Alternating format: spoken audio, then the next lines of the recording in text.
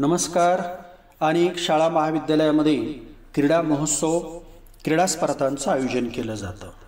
त्यावेळेस त्या ठिकाणी जीवनातील खेळाचं महत्त्व याबाबत भाषण करणं आवश्यक असतं। तर ते भाषण निबंध आणि खेळाचं महत्त्व या व्हिडिओच्या माध्यमातून तुम्हाला ऐकायला मिळणार आहे। चला तर आपण माझ्या चॅनलला नवीन असाल तर चॅनल लाईक करा, सबस्क्राइब करा आणि बेल आयकॉनचं बटन सुद्धा दाबा। जीवनातील खेळाचं महत्त्व, व्यायाम करने की कोई मोहलत नहीं है, स्वास्थ्य ही सबसे बड़ी दौलत है। खेळ हा प्रत्येकाच्या जीवनाचा एक अत्यंत उपयुक्त भाग आहे।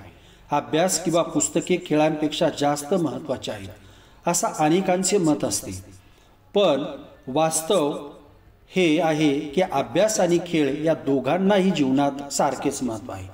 किंबहुना दोघेही एकाच नाण्याच्या दोन बाजू आहेत। सतत काम केल्याने तुम्ही थकत नाही, तर तुमची काम करण्याची क्षमता कमी होते। म्हणून चांगली काम करण्याची क्षमता आणि लक्ष केंद्रित करण्यासाठी कधीही तंदुरुस्त असावे। हा तुम्हाला आवडणारा कोणताही खेळ असू शकतो। म्हणून व्यस्त दिवसातून थोडा वेळ काढणे आणि तंदुरुस्त आणि सक्रिय राहण्यासाठी त्या ठिकाणी खेळात गुंतवून वेळ घालवणे महत्त्वाचे आहे। दीर्घ आणि आनंदी आयुष्य जगण्यासाठी एक व्यक्ती मानसिक, शारीरिक आणि भावनिक दृष्ट्या तंदुरुस्त असणे महत्त्वाचे आहे। केवळ यामुळेच वर्षानुवर्ष लोकांच्या खेळामध्ये रुची वाढली आहे। तंदुरुस्त आणि मानसिक दृष्ट्या सक्रिय राहण्यासाठी विविध शारीरिक खेळांमध्ये भाग घेणे महत्त्वाचे आहे, जे शरीराला निरोगी आणि भविष्यातील संकटांना सामना करण्यास त्या ठिकाणी सक्रिय ठेवण्यास मदत करतील। खेळ हे केवळ मनोरंजनाचे साधन नाही, तर आपले करिअर करण्यासाठी देखील महत्त्वाचे आहे। खेळाडूला चांगला खेळ दाखवण्यासाठी आपली बुद्धी कशी वापरावी हे शिकवण्यास मदत करते। हे टीमवर्क, समन्वय, विश्वास, नियोजन शिकवते आणि शरीराला तंदुरुस्त आणि सक्रिय ठेवण्यास मदत करते। जो व्यक्ती खेळात सामील आहे त्याची शारीरिक आणि मानसिक वाढ खूप चांगल्या पद्धतीने होते। खेळातील हार-जीत आयुष्याच्या वाटचालीत महत्त्वाचा ठरतो। स्वतःला खेळ किंवा खेळामध्ये गुंतवून ठेवल्याने आपला आनंदही वाढतो। खेळामुळे मित्र मिळतात, ज्याला सर्वाधिक मित्र तो जास्त यशस्वी माणूस होण्यास होतो। खेळामुळे प्रसिद्धी मिळते, खेळाडूचे नाव होते, त्यांच्या संघाचे नाव होते। खेळामध्ये सुद्धा उत्तम करिअर करता येते। तो ज्या संस्थेमार्फत खेळत आहे त्या संस्थेचे नाव होते। परदेश गमनाची संधी सुद्धा मिळू शकते।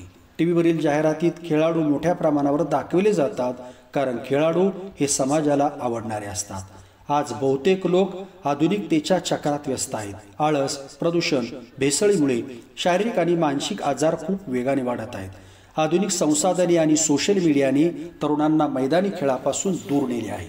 समाजात खेळांचे महत्त्व केवळ व्यक्तीसाठीच नाही, तर सार्वजनिक आरोग्यासाठीही महत्त्वाचे बनले आहे। खेळामुळे व्यक्ती शारीरिक आणि मानसिक दृष्ट्या मजबूत बनते। शिस्त आणि सहभागाची भावना वाढते, उत्साही बनते।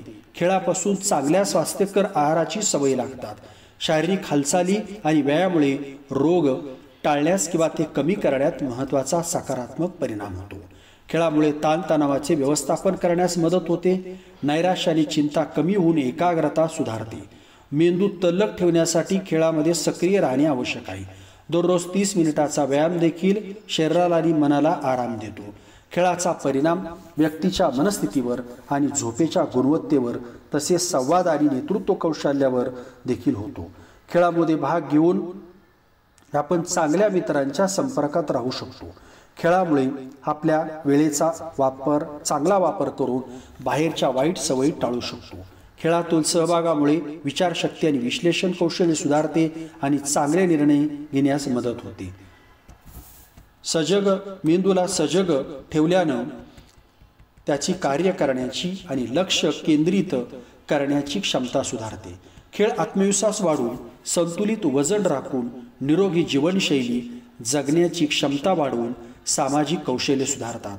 खेळामुळे एकता आणि सहकार्याची भावना विकसित होते। निरोगी व्यक्ती किंवा खेळाडू हे निरोगी समाज घडवतात आणि निरोगी समाज निरोगी देश बनवतो।